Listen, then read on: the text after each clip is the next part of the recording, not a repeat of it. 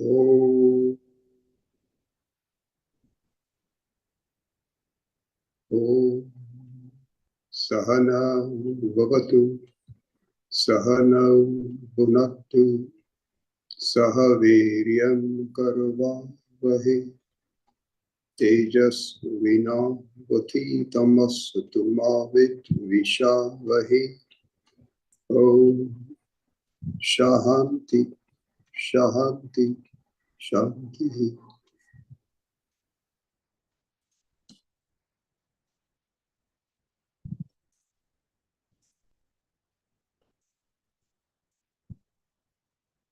Good morning, everybody. Is everybody able to hear me?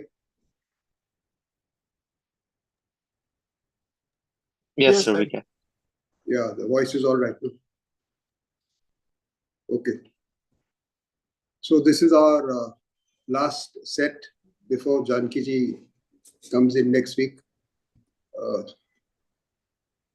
It's a little 50-50. She was supposed to come on Thursday, I think, or Friday. She's postponed by a day. So I don't know whether she'll be available next Saturday or not, but to my regret, I already have something next Saturday. So this is our last set. So since we are on renunciation, is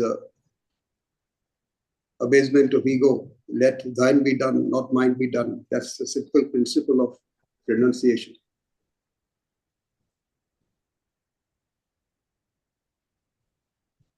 And Vedanta helps us to understand how to live naturally.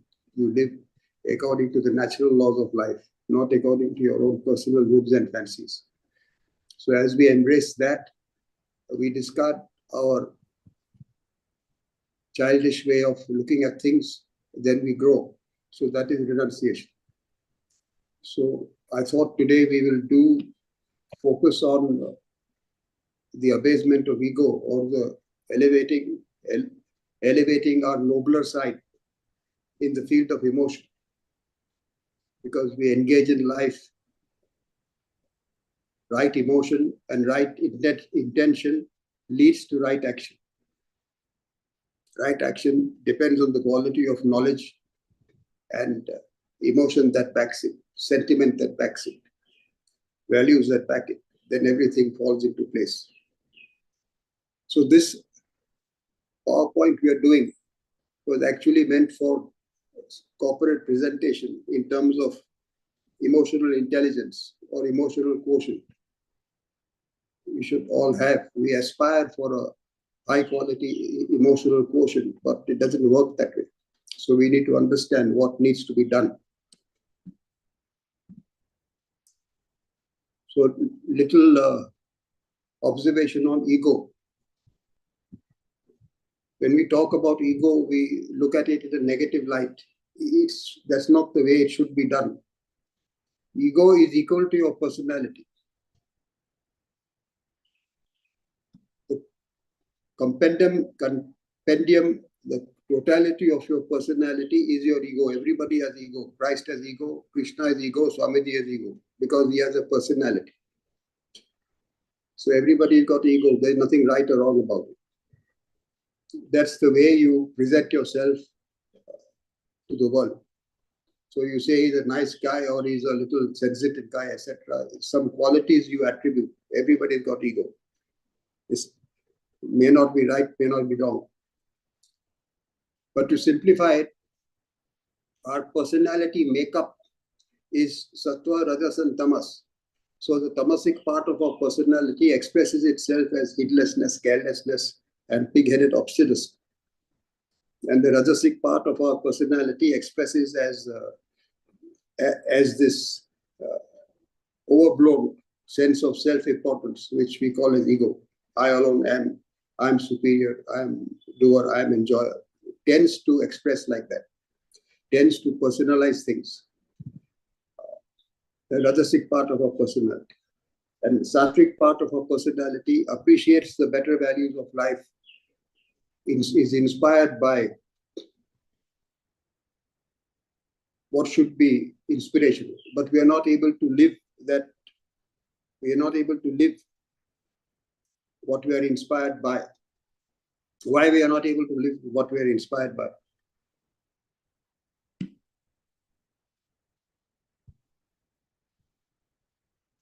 Why are we not able to live what we are inspired by? Because we have attractions in the present that pull us. Because our makeup, our ego is our personality makeup. That personality makeup is defective. That personality makeup has a dysfunctional intellect and an overblown mind.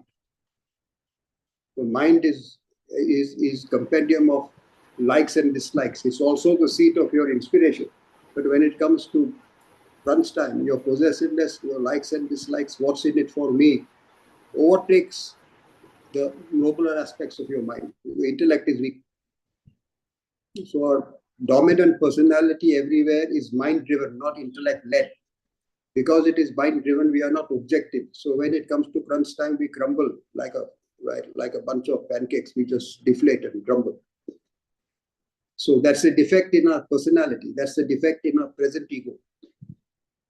So that defect has to be corrected. So it's corrected by these regular classes, step by step, in and through various dimensions of life which we bring into study, which we bring into the ambit of our examination and study. We build the intellect. When you build the intellect, you can govern and guide the mind. Why we are inspired by so many things which we should be inspired by, we don't live them because our ego has which is our personality, vasanas, has a dysfunctional intellect. The dysfunctional intellect cannot stabilize the mind. So you have to reinforce the intellect, which by making life and living as field of study and by making emotions as field of study. That's what we're doing now. Put it up. So when we are talking of the vasanas here, are we differentiating it from, when we say ego, are we differentiating it from your the vasanas ahankar? Is your ego. So is it different from the ahankar? No, ahankar is an expression of your sense of self-importance. See, your personality, your vasana is nothing but encryption of your personality is encrypted by reinforcement of thought. Who's speaking? It's Gita. Sorry? So, Gita, Dr. Gita, who's speaking? Yes, Gita. Yes. Doctor, your personality, if you just track it, you're a doctor, so you can track it, is nothing but the thought that you have reinforced, and you reinforce many channels of thought. That reinforcement of thought is your personality now, for better or worse.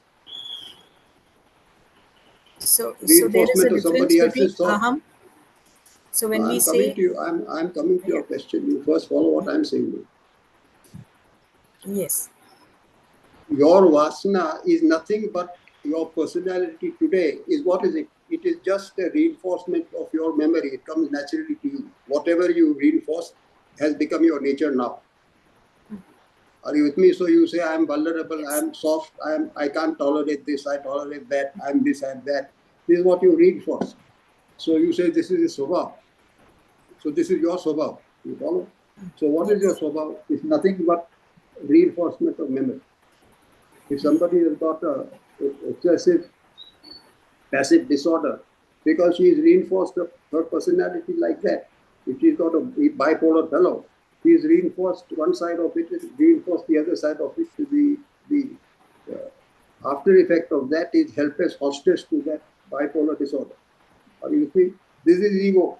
Yeah. This is his personality. This is his swabhav. You follow? So all of us have this swabhav. In that swabhav, we have a rajasic mind. We have a sense of self-importance to what you're doing. So when you have that sense of self-importance to what you're doing, you put a premium to your effort. So I am the doctor, you are coming to me as a patient. If you come to me as a patient, you have to listen to me. If you don't want to listen to me, why do you want to come? I'm not saying you have that attitude to follow. If you have that attitude, you are showing ahankara. You are saying that when I'm around, you better listen to me. You don't want to listen to me, go somewhere else. Yeah, okay. You So it's a understand? false self-importance that we give to ourselves. Yeah. So that your rajas, that you're brought up like that. So the exaggerated self-importance, sense of self-importance is what we call as the negative aspect of ego. I am doer, I am enjoyer, I alone am, and I am superior. You have complexes. So these complexes, I am doer, etc., is also called ego, but that is its negative expression. But your total personality is also your ego. So you have to learn to play with both terminology. You get it, doctor? Swabha is your ego, that's why everybody is hostage to his nature. So that is the Swabha. What can he do? We have learned that. No? What can he do? He is hostage to his nature. So are you hostage to your nature. In your nature is also assertion that I alone am, I am doer, I am this, I am that. That assertion in your nature works against you and people you are interested in. So that part of it you have to learn to dissolve. The nobler part of it you will have to learn to elevate. So that is emotional intelligence. Thank you.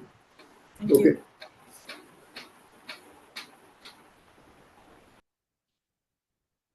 Emotional quotient or emotional intelligence, whatever you want to call it. Yes. So there are two aspects to it. One is the quality of emotions, and the other is the ability to manage and control emotional arousal. You must understand that we are not supposed to be sterile of emotions. We need to have emotions to engage.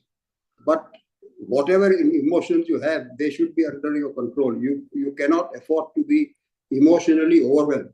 When you're emotionally overwhelmed, that's when what common person says that I have mental issues.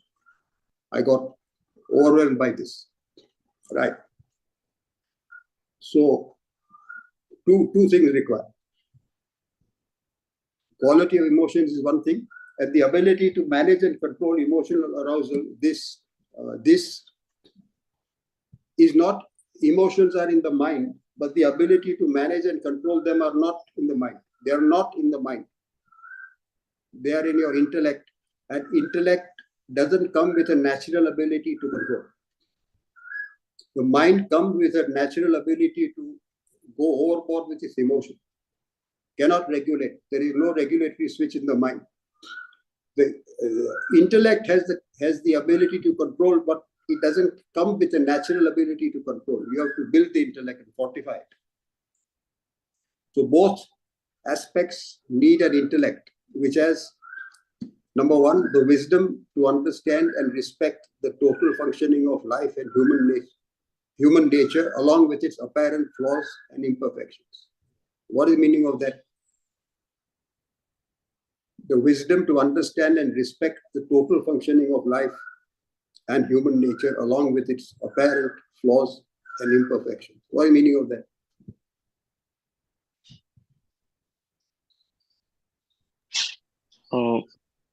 It means that it might appear as flawed to us, but in the broader scheme, it is perfect.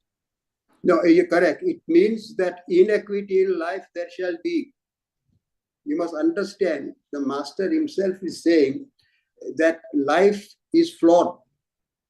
It is flawed because people function according to their self-centeredness and people functioning according to their whims and fancies.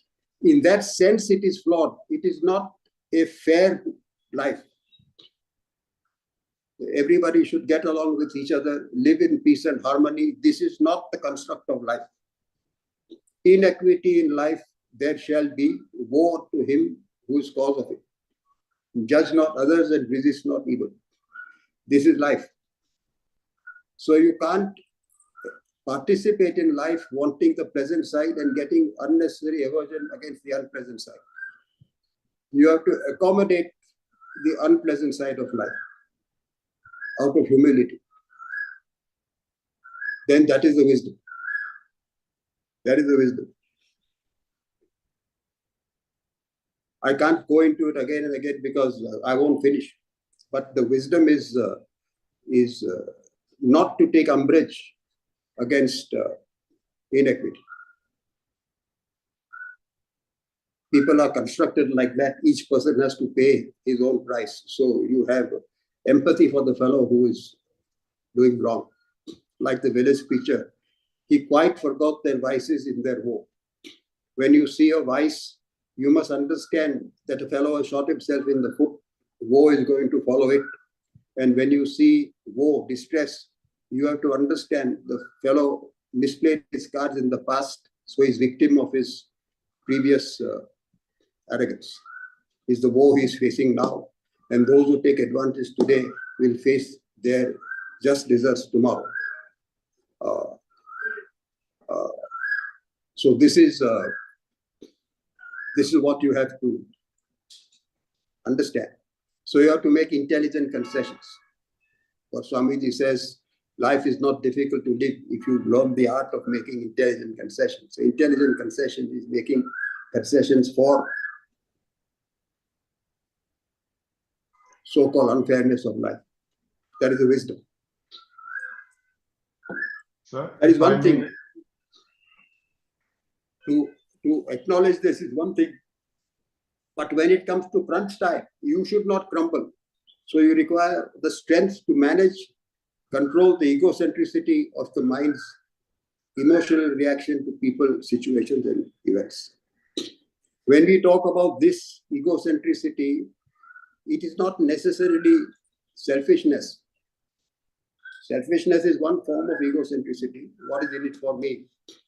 Another form of egocentricity is, why is there so much unfairness in life? It's just now you're imposing yourself on the Lord. This is egocentricity. You want life to pan out according to your game plan of what you believe is fair and right. So you're not able to accept it in its natural form. So this is egocentricity. You're not objective with respect to it. So strength to manage, control the egocentricity of the mind's emotional reaction to people, situations, and events. You require both these things in order to remain stable. Yes, next. Quality of emotion. Sir, yes. Deepak here, if I may just offer a quick comment to one of the earlier statements you made. You said, iniquity there shall be, and that means the world is flawed. I think it should go along with the statement which you also made in the window of observation. So we are seeing it. No, you're right. You're correct. That is but in the overall scheme of things, it is jot to the tittle, it is perfect. Correct. There is no inequity in life. Correct. In reality, There is only in the bigger scheme of things, In the resultant, there is no inequality. In the resultant, the books of accounts are balanced. From moment to moment, there appears to be a transitional inequality. So in the window of your observation, there is. Correct. That is the bandwidth of observation. If you have that wisdom, you understand there is no inequality. How to put it into practice in your life? Who's speaking? So that was Deepak Sethi here. Deepak, my friend, how to put it into practice in your daily life? See, when at some point of time you have to make a settlement with family or with boss or with somebody, settlement is required. No. Yeah, that's an intelligent concession. No, there is not intelligent concession. When that settlement is required, you believe that there is a fair, your request is fair. Opposite fellow wants to give you half of what you believe is fair. Now what is going to happen? So you throw tantrum. What I am trying to tell you is that you do the bazaar ka, you can do the bargaining up and down. At the end of the day, don't sweat it too much, because nothing that is due to you can be taken from you, and nothing by arm twisting or smartness of your lawyer which you can get, you can keep if it does not belong to you. This is the This is the understanding of what you spoke.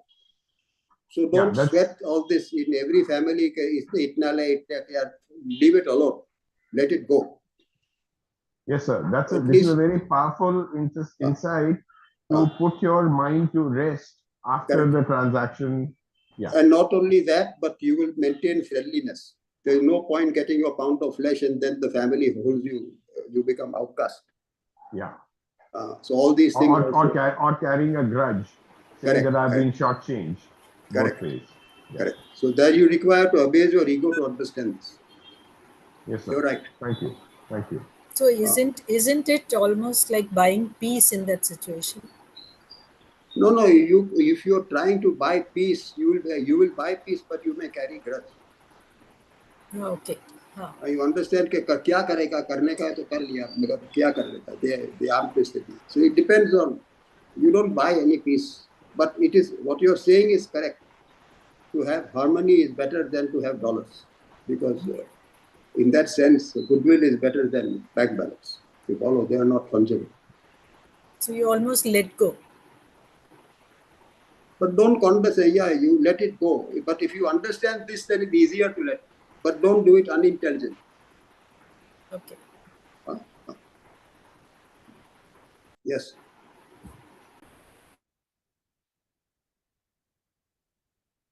So quality of emotions. So quality of emotions are positive emotions. Positive emotions by nature are those which keep the mind in a peaceful and happy state. And also they generate in the opposite person or wherever it is that you offer this emotion, it beneficial to them and beneficial to the health of the mind. The positive emotions are love, kindness, friendliness, the urge to help or sacrifice, cheer, enthusiasm, inspiration, etc. You must appreciate these are qualities of the mind. So don't badmouth the mind. The mind it is that has all these qualities. And if you don't experience these qualities within you, you're not enjoying life. You're missing out on life. So don't badmouth the mind. Mind is your friend if you elevate it from your negative propensity. So negative is what corrodes and pollutes the mind. So negative emotions are anger, hatred, greed, arrogance, fear, envy, worry, anxiety, grief, etc. Emotions that debase the mind, make the mind toxic, makes you lose your sleep, makes you lowers your dignity and upsets everybody else around you, to whom, wherever it is that you display this, or when you act out of anger and greed or arrogance, you do damage to yourself and to others. That's why it's negative. Negative outside, negative inside and outside. Positive is beneficial inside, beneficial outside. This you must understand. This is nature's gift. This is nature's gift, this design. All negative emotions arise from selfish, egocentric content in your desires. Without desire, you cannot have emotion. As you know, emotion is modification of desire. Without desire, neither can you act nor can you have emotion. You will become indifferent. But these negative emotions come because of the selfish and egocentric content of your desire. Why is this observation a gift?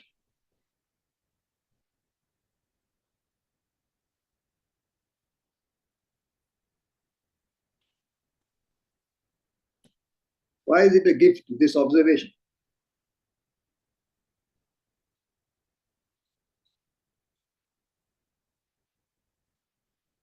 I'm asking the class.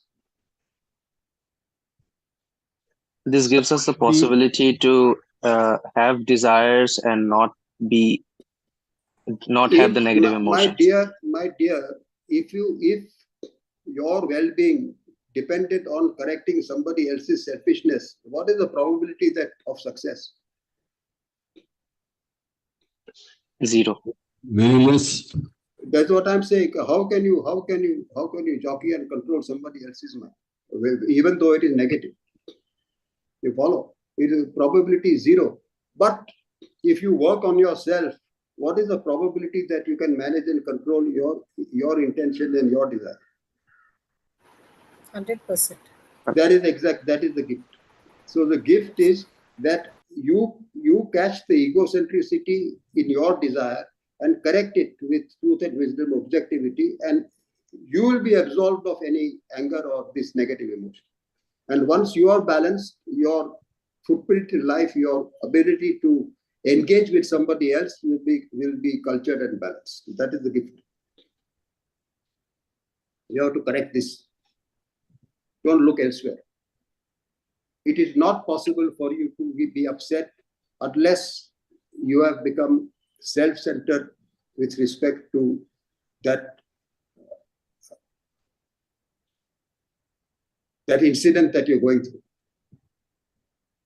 You're got upset with somebody else's boorish behavior because you pay lip service. The boorish person will be boorish. So you say, why should it happen to me? So your bandwidth of identification has not embraced the capacity to relate to boorish behavior. Full stop. The fault is yours. The opposite person's misbehavior is of his making. He has to pay price for it. You are upset at that fellow's misbehavior is your fault. You are paying price for that. They're two different things. Don't put the blame there where it doesn't belong.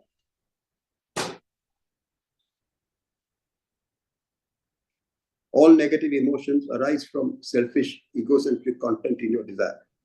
An intellect imbued with wisdom, that means an intellect which is constantly humble enough to understand that I have not understood enough, and repeatedly, varam, again and again, goes through these concepts which through Swamiji we hear, read and learn. So when you do it again and again, your intellect gets programmed by wisdom. So an intellect which is imbued with wisdom recognizes and removes these selfish, egocentric slants in your desire. You have to work here, inside, not outside. So to be imbued with wisdom, what is the meaning of that? It is different from being imbued with knowledge. But the precondition to wisdom is right knowledge. So knowledge is what you are hearing just now or reading. And as you reflect on it, it becomes understanding. When it becomes understanding, you will be able to advise others and you will be able to answer questions in class. Wisdom is when you're able to effectively diffuse any anger that you have, any anxiety that you have, you are able to diffuse it with your own insight. And wisdom is when you don't get bugged at all, because it's working in real time. That is actually wisdom.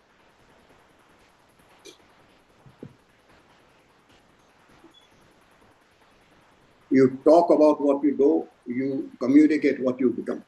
That is wisdom. The intellect imbued with wisdom recognizes and removes these selfish and egocentric slant in your desires. So therefore, it is obvious that positive emotions are to be fostered and encouraged. We don't have enough of them, or their bandwidth is not wide enough and the depth is not deep enough. So positive emotions are to be fostered and encouraged. And negative emotions are to be reduced and eventually eliminated.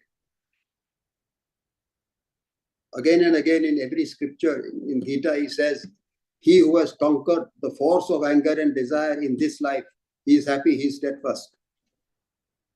So when you conquer the force of anger and desire in this life, what have you achieved?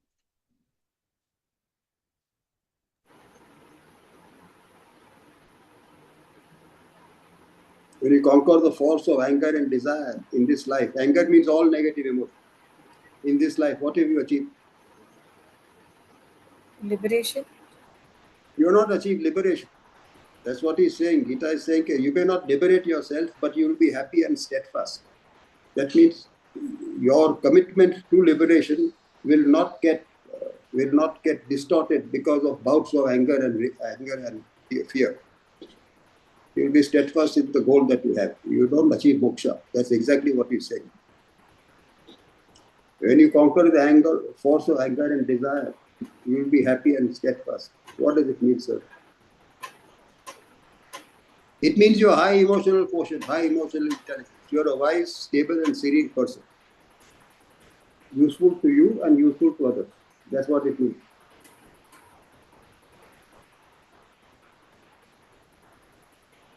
Move it ahead. It's a lot of stability. Correct. Correct. You're stable under any condition of provocation, temptation, and pleasure. That is the stability. It's easy to be stable when things are favorable. Are you capable of being stable when you are subject to extraordinary level of temptation, provocation, or pleasure? This is inspiration. You follow? When Mandela was incarcerated for 34 years, he remained stable. It matters not how straight the gate or how charged with punishment my scroll. I am the captain of my fate. I am the master of my soul. Full stop. Doesn't use this indignity as an alibi for him to become undignified. So he's stable. Beyond this place of wrath and tears lies but the horror of the shade. Yet the menace of the years has found and shall find me unafraid. Why is he unafraid? Because he has faith in Dharma.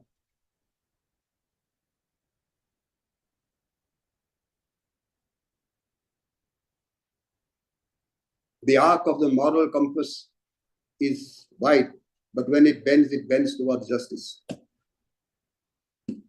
Your faith in that.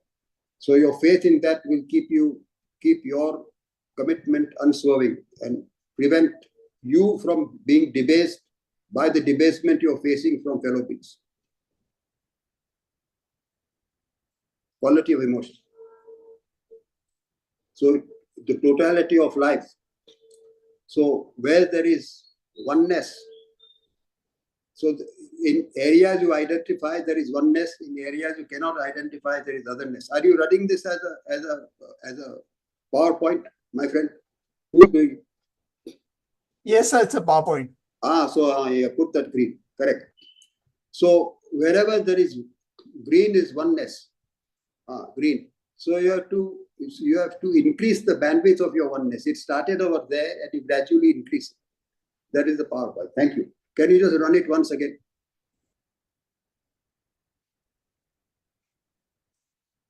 You're not able to stop it somewhere earlier? It runs like that?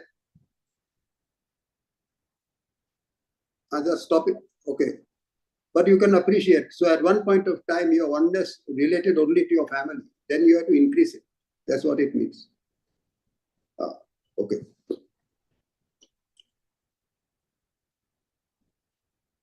So positive emotions are confined to the bandwidth of your oneness. You are indifferent, hurtful, hostile where otherness exists. This you must understand.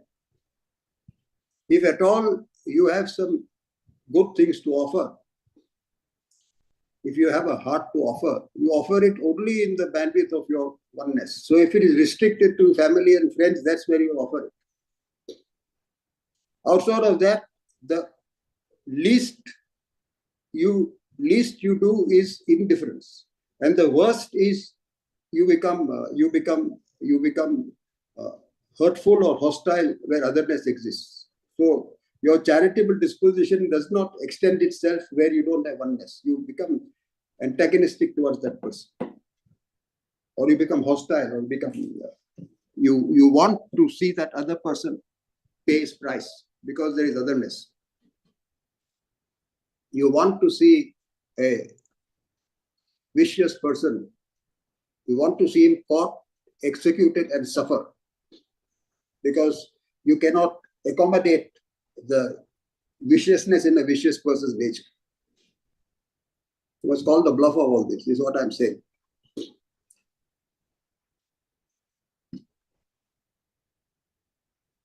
A important aspect of indifference is apathy. What is apathy?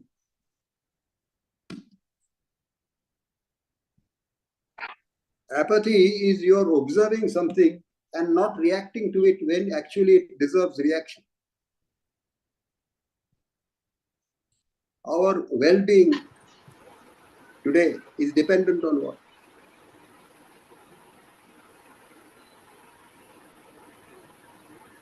Our well-being is dependent on what?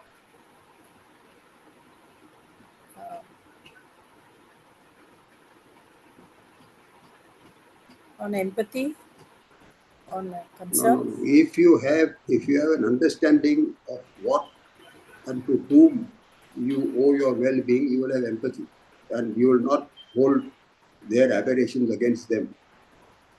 Our well-being is dependent on what?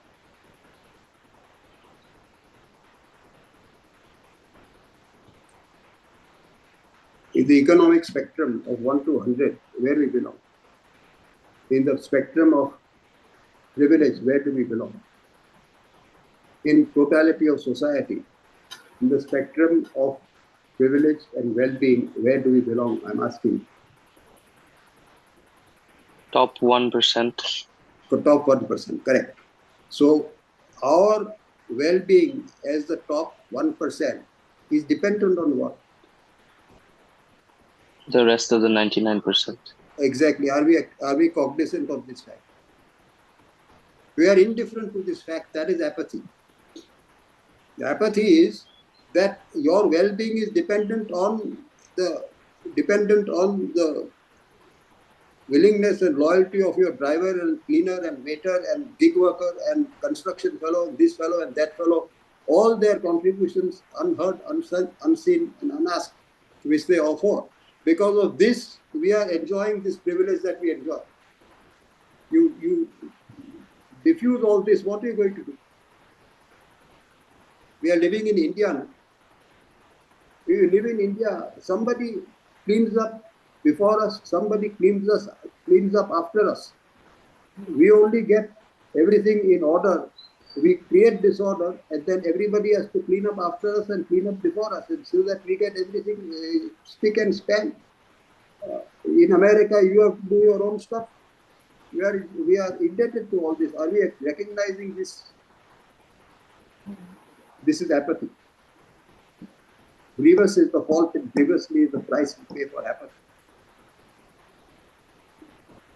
So it's total lack of gratitude? No, lack of, because there is apathy. You're not registering it. Okay. When your bathroom has to be done, when work has to be done, what you try and do? Something has to be done in your house where they have to come, workers have to come and scrape and grind and dust and dirt. What you try and do?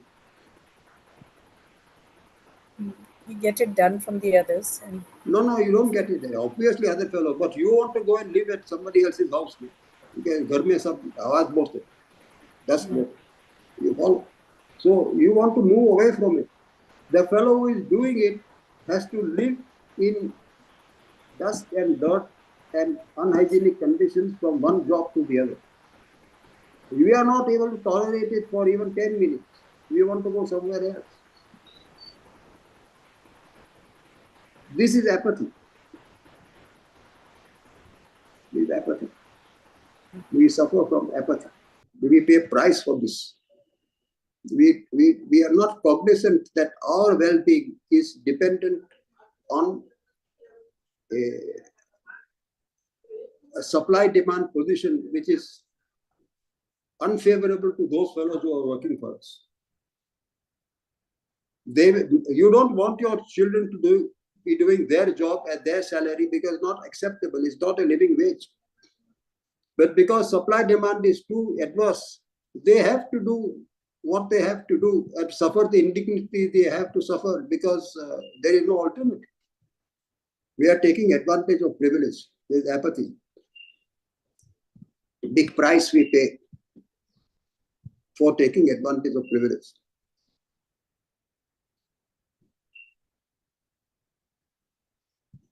You have no right to belittle the dignity of somebody who is working for you.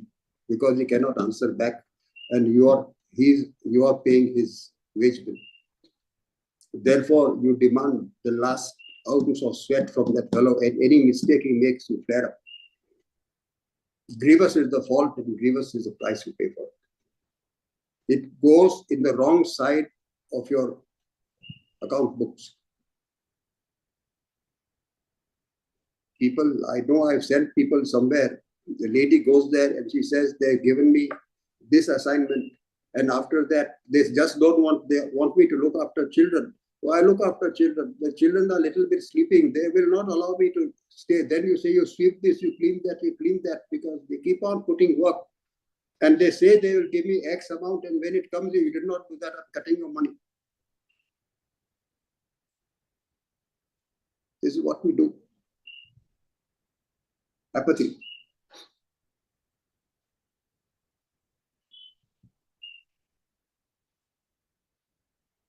You are complaining that tomatoes have become 80 rupees. What is the price today? I don't know. I don't follow. Tomato ka kya bhav? Complaining, onion has become 100 rupees. Yeah, what is the price? See, sir, if you want your tomato to be 20 rupees or 30 rupees or onion to be 20 rupees, 30 rupees, how much is the farmer going to get? Who is the fellow who is slogging in the sun to grow the tomato? How much is he going to get? I'm asking you. Maybe 1-2 rupees. That's what happens. So is he going to live? No. He cannot live. He's wanted labor, no, sir. And you are complaining that tomato is 18, 30 rupees. This is apathy. And then you want to bargain with the fellow.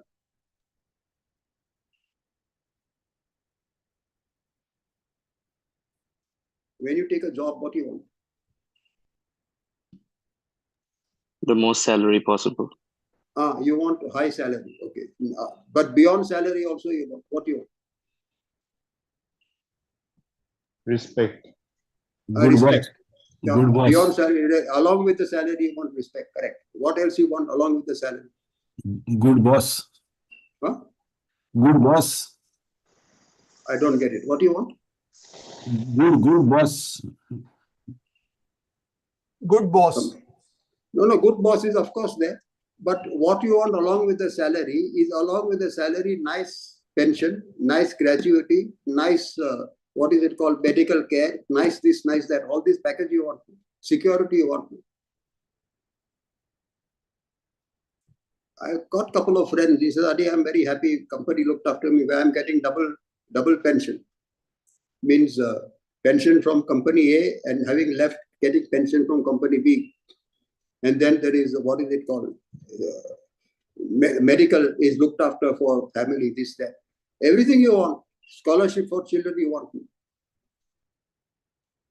That's what we call getting a nice job, is it not? What are you offering to the fellows who work with you? They have got security. They have got provident fund. They have got something nest egg that can be built up. Do they have gratuity? Do they have pension? They have nothing.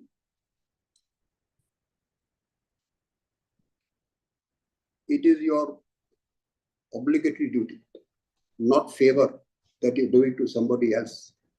That those 3 or 4 people who serve your inner circle, your family, you have to look after their needs and their tomorrows and their children and their health and their schooling is part and parcel of your overall budget. This is a natural courtesy you owe them. It's not a favor you're doing to them. If you fail in this, you fail. That is ingratitude.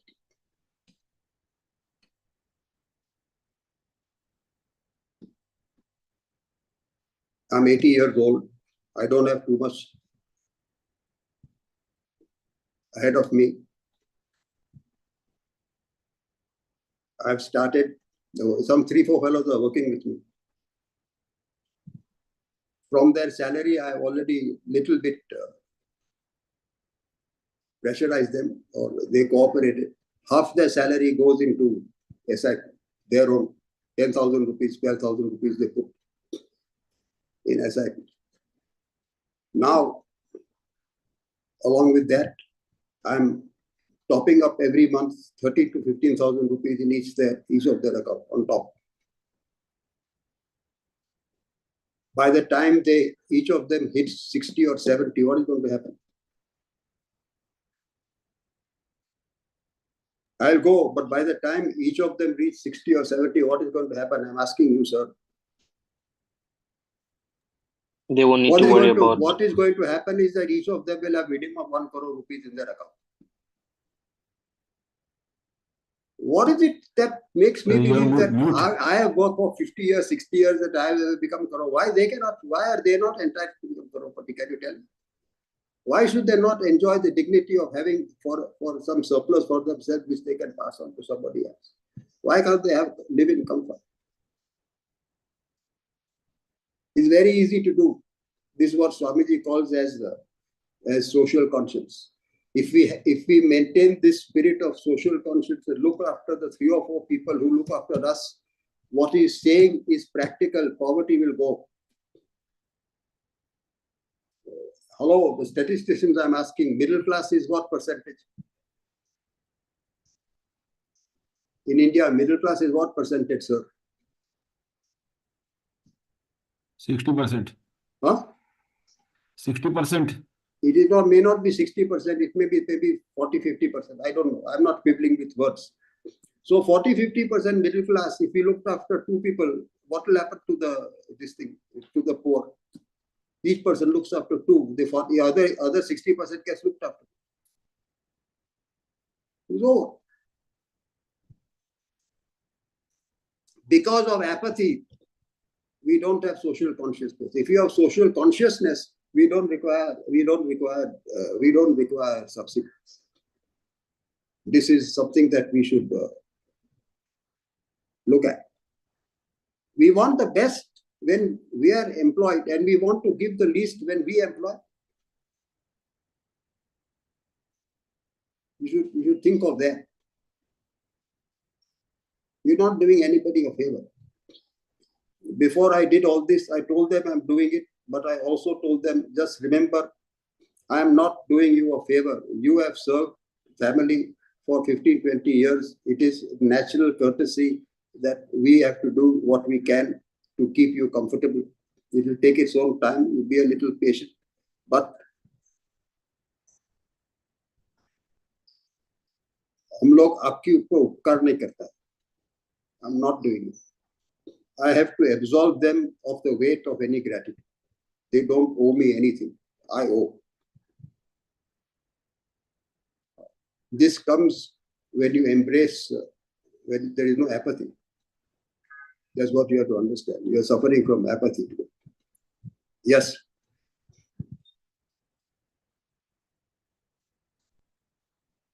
Put up. So this otherness. But in your own oneness, the infiltration of I-ness and my-ness pollutes the purity of emotion. So in your own personal life, in areas where you supposedly love others, when it doesn't go your way, you blow your gasket, because it's not happening to how you want it to happen. That's why there is friction. That's why you pollute your love. Your love is polluted by I-ness and my-ness. That why don't you listen to me? I am your benefactor. When it doesn't happen, you get offended. So your oneness is not complete. It blows hot and cold, according to how much I-ness and oneness is in it. Run the slide. So when I-ness is too much, your love disappears. When you suppress your I-ness, your oneness comes back. That is why your equation with your people, it runs hot and cold. So even over there, there is no real love, because 2%, 3% also pollutes the quality of love. There is no 2-3%, there's 60% I-ness in it. That's why you divorce. What is the use of staying married? Because I'm putting so much and I'm getting nothing. This you must factor in. Yes, next. This ladder of fall, this is negative emotion. I have to go fast. You don't have time. So all emotions emanate from desire. Unless there is desire, there is no emotion. Where there is no desire, there is indifference. Or there is apathy, so there is no emotion. There has to be a wellspring of desire for the emotion to come into play. But when desire is egocentric, the emotions that come into play are negative. So all emotions start with thought. All desires start with thought. So when you have a game plan in life, once that game plan is there, you examine any thought that comes, either it is external or internal. If it is contrary to your game plan, you dismiss it. If it is something that you have to encourage, you foster it. What I'm trying to say is that you are dismissing what you should not dismiss. Your observation of other people who are serving you, and your observation of their difficult times, you should not dismiss that thought. Dismissing that thought is apathy. You should embrace that thought.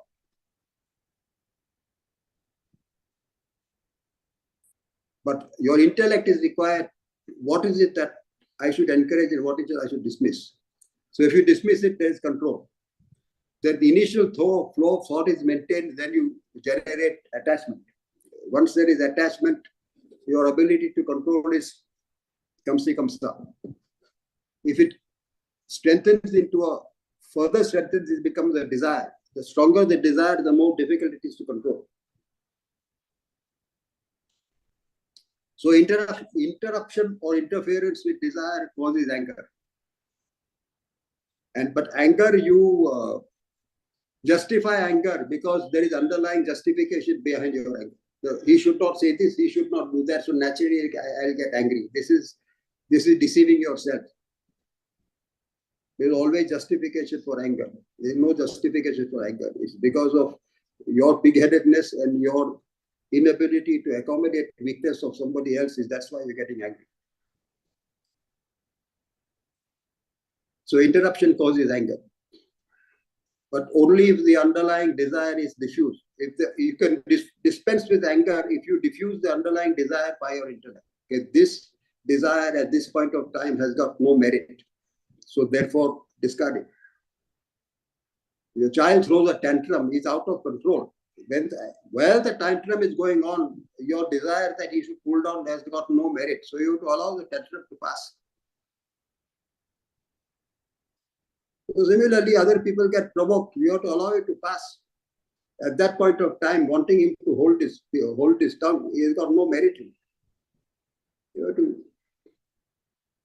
If there is an accident, the traffic is going to pile up. So why are you holding the desire for free-flowing traffic? Once you know there is accident, you have to make the reset. Then anger will go. Successful pursuit produces greed. That greed you mask as being, what is it called, as ambition. All the desires, and that greed, successful pursuit, masks the fact that things have fallen into place. That's why you're successful. Not that you got anything special. Things happen to fall into place. That's why you're successful. So you believe that you can carry that anywhere else. There's greed. It's masked as ambition. Towards less successful, you become arrogant, but you mask it as being that I am benefactor. And towards those who have more success, you have envy. You mask it as admiration. This is happening in social media. You say, wow, wow, how wonderful, how wonderful. Inside you are burning out of envy. Then once you get attached, the thought of loss causes fear, and the actual loss will cause you grief. So objectivity and unselfishness prevents the formation of these negative emotions.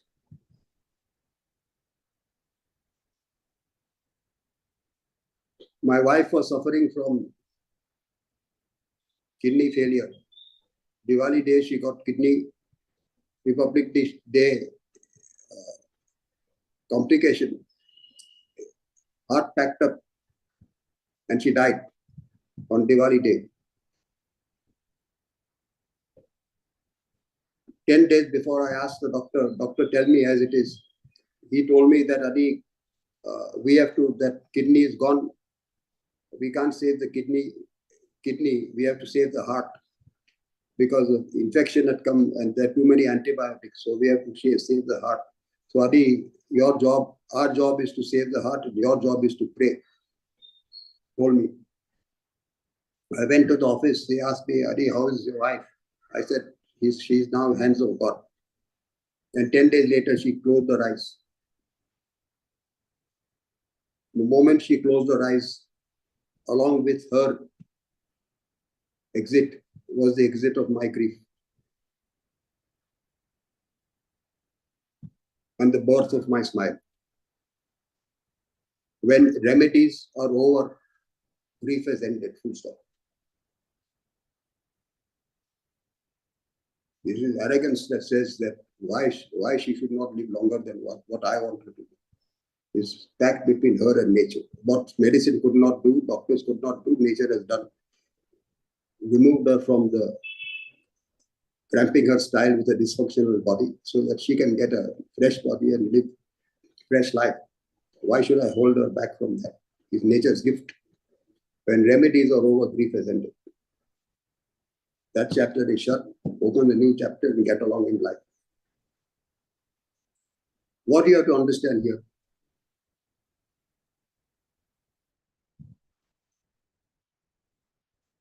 What is it you must understand here? It will be done.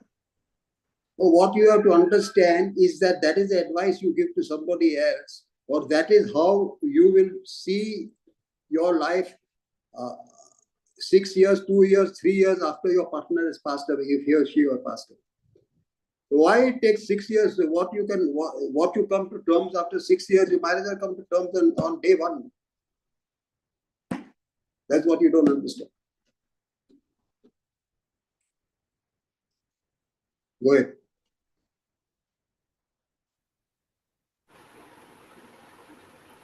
Now what you have to understand is that when these emotions get the better of you, when they rise in intensity beyond the point, you become delusional. Uncontrolled emotion results in delusion. You become delusional. At the point of delusional, you don't know what you're doing, what you're saying. So control becomes impossible. Once you become delusional, it's a matter of time before which there is loss of memory, loss of intellect, and destruction of personality. The fall is complete. You say that it's too late, you've lost it. You say when somebody is delusional, you say he's lost it. His fall is complete. You lose your sanity. There's 1 month ago, a father was distraught that his daughter did not listen to him and decided to marry somebody he did not approve. So what did the father do?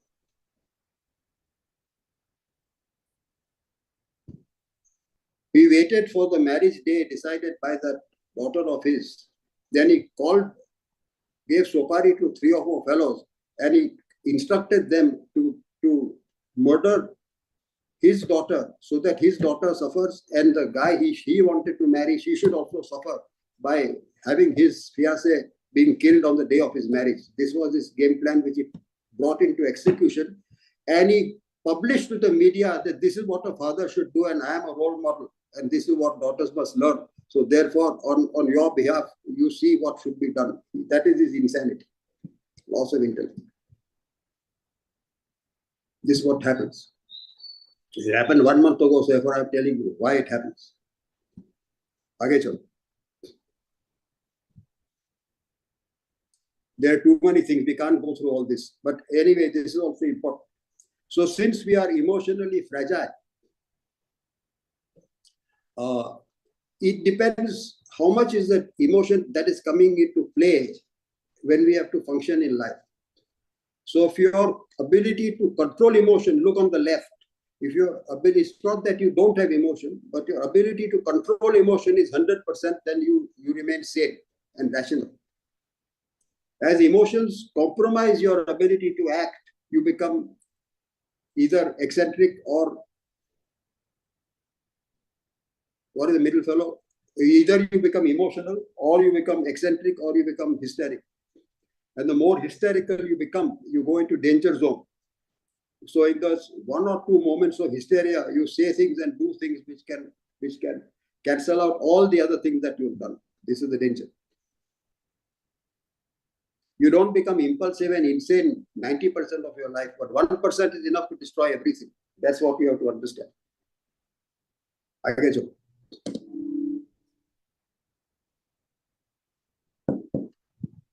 Move ahead. The reason for erratic performance. I'm just giving you, put the whole slide. All of us want productivity. No? So productivity is, there are 2 aspects to it. One aspect is your intelligence. Intelligence is how much you learned with respect to your personal job. So you may have an 80% skill set. But if you have 80% skill set, does not mean your performance is 80%. It depends on your temperament. What is the percentage of time when you are totally in command of your emotion? Your 90% temperament means you're cool-headed fellow, then your performance is 72. If you're iffy fellow, if you're variable in whether you're hot or cold, if your mood is 30%, your performance is 24%. And today in life, you can buy intelligence, you cannot buy intellect, you cannot buy temperament. So there is no program to build up temperament. And what we are discussing is how to build your EQ up, so that at any given time, what is available is 90% of your majority is available on the table at the minimum. This is what you have to understand. Aage chalo. No, you leave it out. Aage chalo. Anyway, this is actually important. Just put it back. The difficulty is you have a delusion of knowledge. You think you know what you are doing, and you think you know you can control, but you cannot control. So there is a gap between what you know, actually know, and what you believe you know. So in that gap where you believe you know, you're functioning with confidence, but you're making a lot of mistakes.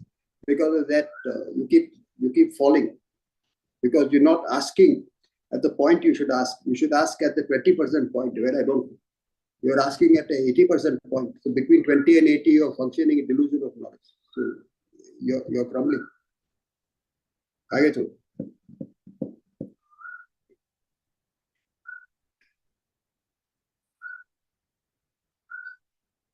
Ability to manage and control emotional arousal. Objectivity and emotions. Remain impersonal at the time of analysis. Emotions distort your ability to think clearly. Therefore, emotion must be kept aside at the time of analysis. At the time of analysis, no favoritism. If your partner has a lying tendency, you must recognize. If your children have wonky tendencies, you must understand. If they're emotionally fragile, you have to understand, not become judgmental. Then you relate correctly. Maintain empathy at the time of engagement. At the time of engagement, however, when you re-engage with people, the right quality and amount of emotion is necessary. That's where empathy comes in, at the time of engagement. At the time of analysis, emotion will distort. Don't get them. Marriage is broken. You say, have a child. Having a child is going to heal the marriage. This is wrong thinking. The fellow is going all over the place. You want him to get married. The fellow is emotionally fragile, not qualified to get married. You're wrong thinking.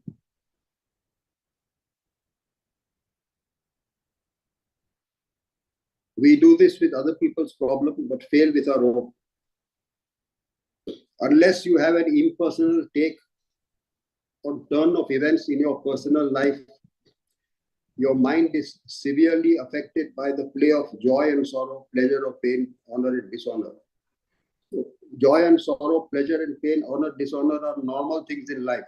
Just because it is happening to you is not alibi for you to lose your coolness. Your mind will naturally feel joy or sorrow, but your intellect should ensure You're not affected by that feeling. We think that it is not possible, but the next slide will prove to you that it is possible. Okay, so here it is. Objectivity. How you look at a distressing situation. So one is distance. Distance is you, intimate aspect is you.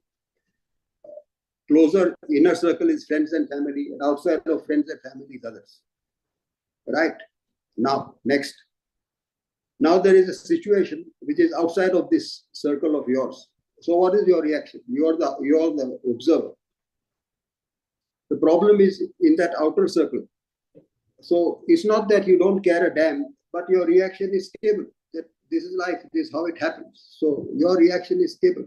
The problem is outside. But it's not your jurisdiction, so what can you do? So either you're indifferent or you're apathetic, or you understand that each person has his own problems. Hopefully somebody will help him. It depends, but that's how it is. Next. Now the problem is with one of your friends. So with your friends, you have emotional equation. So with friends, you have good feelings for them, well-wisher. So this is the second. So this lady is the observer, and that other person is the one who is distressed. Obviously, you can see the picture. So when the problem is with your friend, you are concerned but not affected. The empathy is there. You're concerned with her issues. Your heart goes out, but you are not affected. So what it means, it is coming up.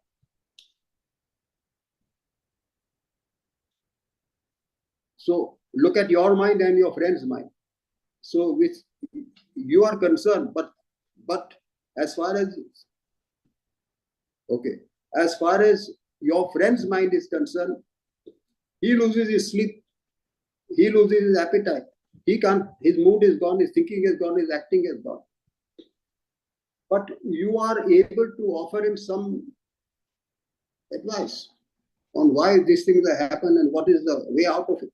So you're objective enough to give him advice, and he is grateful enough for that advice. But despite that advice, he remains affected. His sleep is gone, appetite is gone, mood is gone, thinking of. Now, you have done him well. I'm asking you, do you lose your sleep? Do you lose your appetite? No. Your appetite goes up. If he's not eaten his donut, you will eat his donut. Your mood is fine. And because your mood is calm, your thinking is clear. And whatever advice you give him, you're able to give him functional advice, not dysfunctional advice. So you're concerned with what has happened to your friend, but you're not affected. And that combination of concern and lack of affectation enables you to help that person stabilize himself, as depending on how much he wants to cooperate.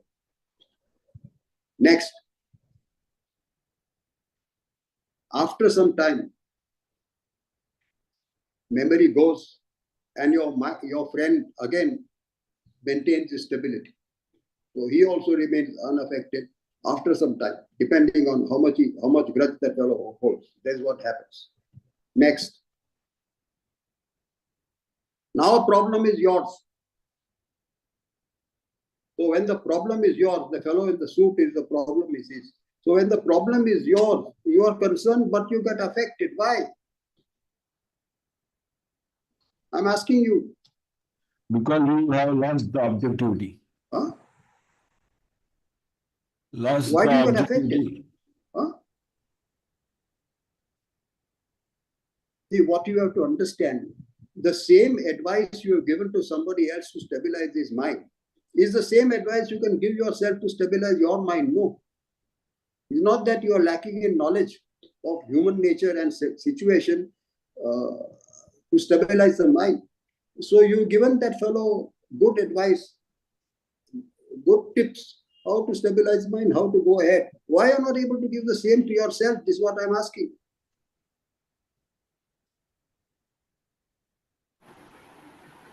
Because you're directed by your emotions, not the intellect. But you have same emotion for your friend. It is because his feeling is your feeling, his sorrow is your sorrow, your empathy. So despite that emotion, despite that you are able to relate to him and guide him. No. Why are not you able to do for yourself? You are not sterile with respect to his sorrow. So you are not supposed to be sterile with respect to if something nasty has happened. It's unpleasant feeling.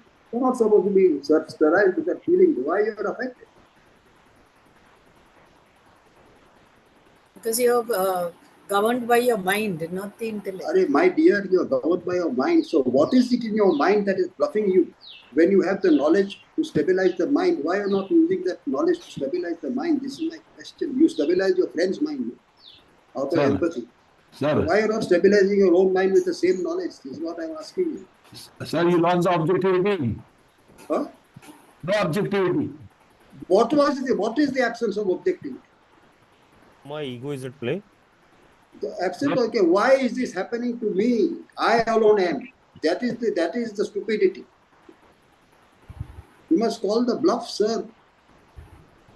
Whatever is happening to you, you are the only person going through this set of circumstances. Or it is a routine thing that is happening 360 degrees. I'm asking you. Whatever is happening to you is the first and only time it has happened in the history of mankind, is what I'm asking you. How many times is it replicated in your friends, in your family, in your social circle, across history, across time? I'm asking you, how many times is your problem replicated all over the place? I'm asking you, in one-off situation, give me some answer. No, it's replicated umpteen times, many times. If it is replicated umpteen times, why you are upset at it? You are upset because how can it happen to me? This is the ego, sir. This is what you have to catch. I alone am. Are you the only whole of life, and everybody else, when it comes to you, must be on their best behavior? This is what you are asking. This is the absurdity of it. You call that bluff. You're saying ahankar. No, somebody says ahankar. This is ahankar. I alone am. How can this happen to me? It's happening everywhere. It can happen everywhere. It cannot happen. This is the height of arrogance. Your justification for your distress is the height of arrogance. Don't understand this. Then you will call the bluff. You don't justify. So you get into self-pity.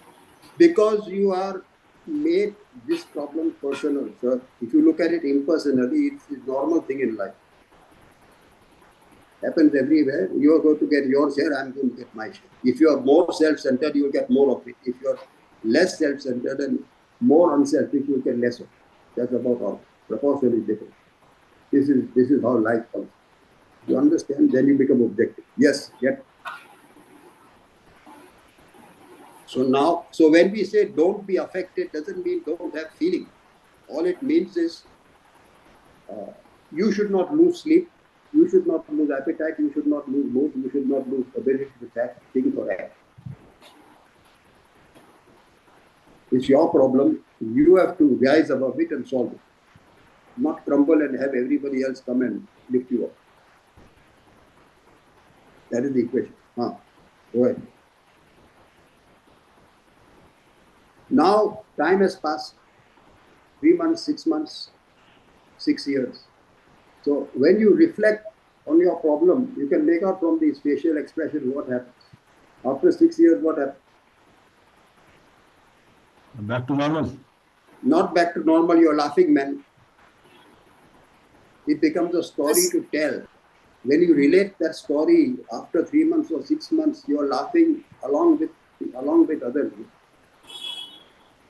It becomes a story to tell. Therefore, your objective is distance and time, but not in real time. The reason is you're impersonal with your friends' problems. Impersonal is not indifferent. Impersonal means you looked at it objectively with a lot of compassion and patience and understanding, not indifferent. But you personalize the same problem when it came to you. That is the problem. The problem is not the problem. The problem is personalizing the problem. No, stop. This is enough mischief for today. So we are talking about the play of ego and emotion. So as you abase your ego and look at stuff impersonally, you remain stable. And as you remain stable through your problems, you become inspirational to somebody else. I leave you with one thought. My friend Nandubai,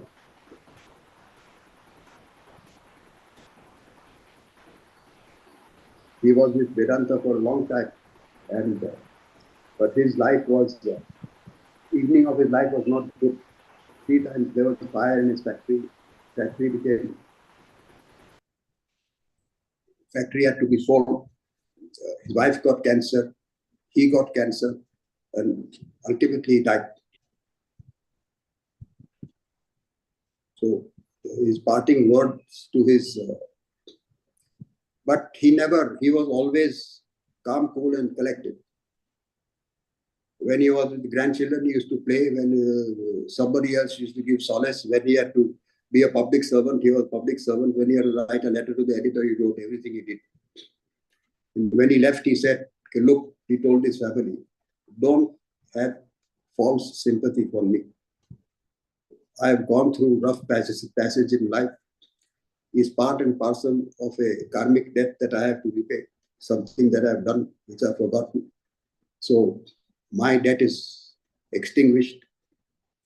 But in the meantime, I have invested in Vedanta, in wisdom, and I had a guru who has given me the correct insights. And as I go ahead in life, if there is still some spillover left, I will go through it, but I will have the fortitude and patience to live through it without feeling that why has this thing happened to me? And if I have extinguished it, I go ahead with a better life. Therefore, do not sit and mope and grieve about the fact that I'm gone. Thank you for the support that you gave me while I'm here. Get along with your life as fast as you can. This is being objective in real time.